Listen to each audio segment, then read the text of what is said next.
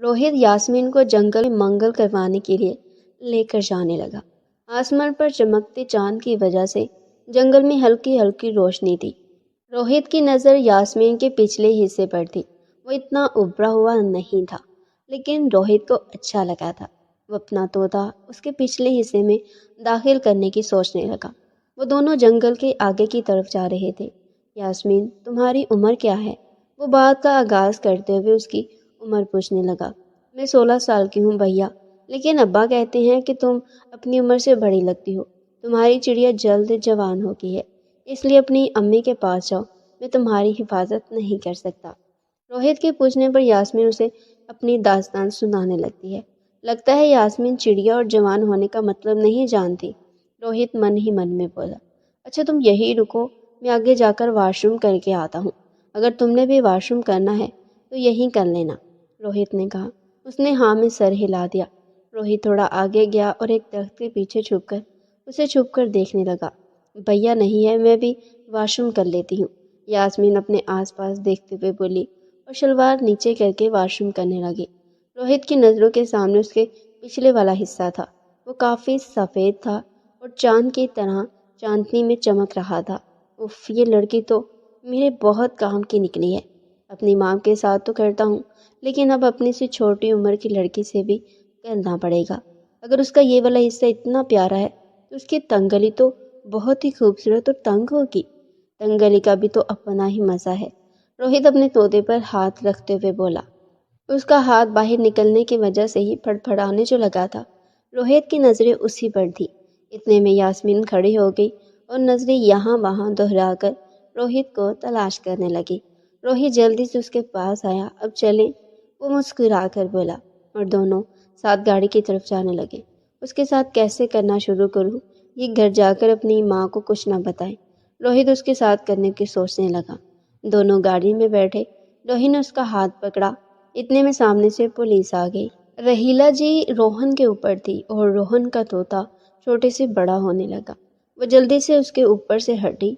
रहीला जी का सीना बिक चुका था और उसके बलब साफ दिखाई देने लगे, क्योंकि उन्होंने नीचे कुछ नहीं पहन रखा था।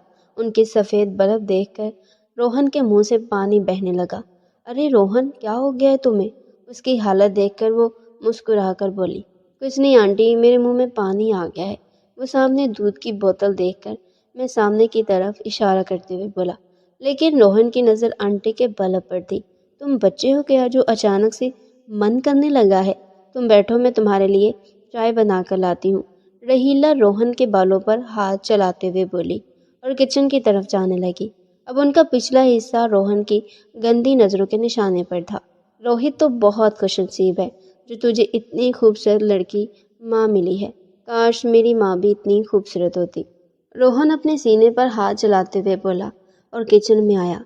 रहीला जी कपड़े से अपना गीला सीना साफ कर रही थी और रोहन बाहर खड़े होकर अपने तोते को ऊपर नीचे कर रहा था। तभी लक्ष्मी जी बेचैनी से चलती हुई रोहन को नज़रअंदाज करके किचन में आई। मैडम, रोहित बाबू मेरी बेटी को लेकर अभी तक नहीं आए हैं। आप प्लीज़ उनसे कॉल करके पूछिए वो कब आएंगे। मेरा दिल बैठा जा रहा है। लक्ष्मी का चेहरा पसीने से डूबा हुआ था। अच्छा तुम परेशान मत हो, मैं कॉल करती हूँ, रहीला ने कहा और रोहित का नंबर डायल किया। रोहित ने गाड़ी की लाइट ऑफ की और अपना हाथ यास्मीन की गोद में रखा। तभी रहीला जी की उसे कॉल आई। उसने कॉल पिक न की और यास्मीन की चिड़िया पकड़ने लगा। ये क्या कर रहे हैं भैया आप? यास्मीन ने घबराते हुए उसका हाथ पीछे कर दिया। मैं तुम्हारी चिड़िया देखने की कोशिश कर रहा था यास्मीन, रोहित ने मुस्कुराकर कहा कि उसे गलत न समझे। उसकी किस्मत खराब थी कि वहाँ अचानक पुलिस की एक गाड़ी आकर रुकी। हेलो मिस्टर, बाहर निकलो, पुलिस वाले ने शीशे पर दस्तक देकर कहा। रोहित गुस्से से गाड़ी से बाहर निकला। यास्मीन भी गाड़ी से उतरकर रोहित के साथ आ खड़ी हुई। कोई होटल नहीं मिला क्या जो जंगल में आकर मंगल करने लगे हो? अब ज़रा थाने चलो, फिर तुम लोगों के हम मज़े निकालते हैं। पुलिस वाले यास्मीन को गंदी नज़र से देखकर बोला।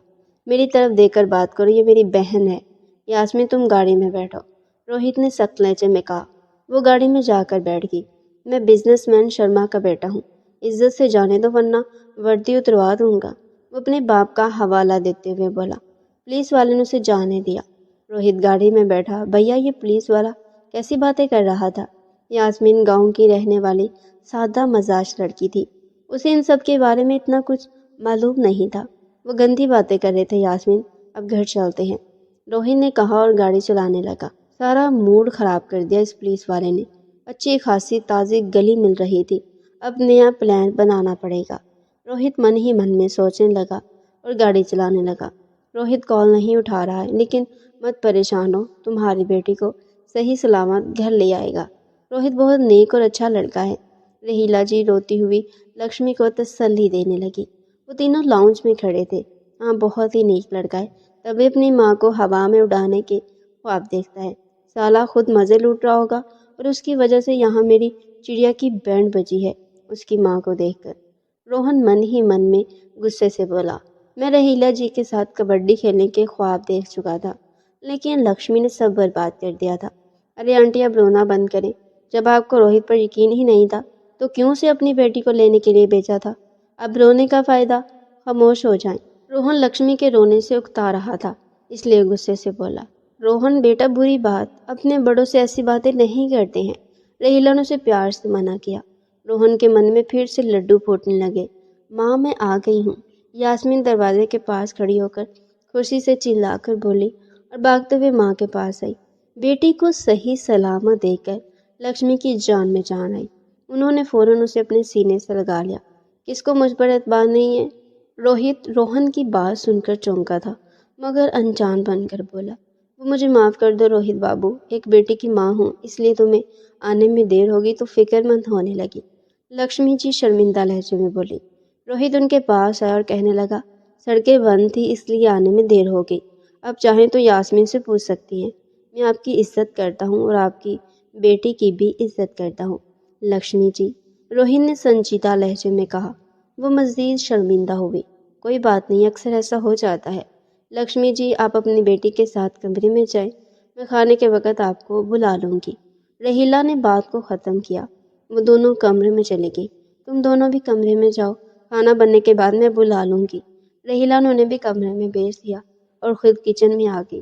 روہت ماں کو کالی ساڑی میں دیکھ کر مچلنے لگا۔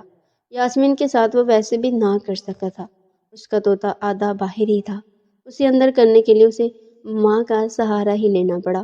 اور روہن نے بھی جب سے رہیلا جی کو دیکھا تھا وہ بھی بے چین تھا۔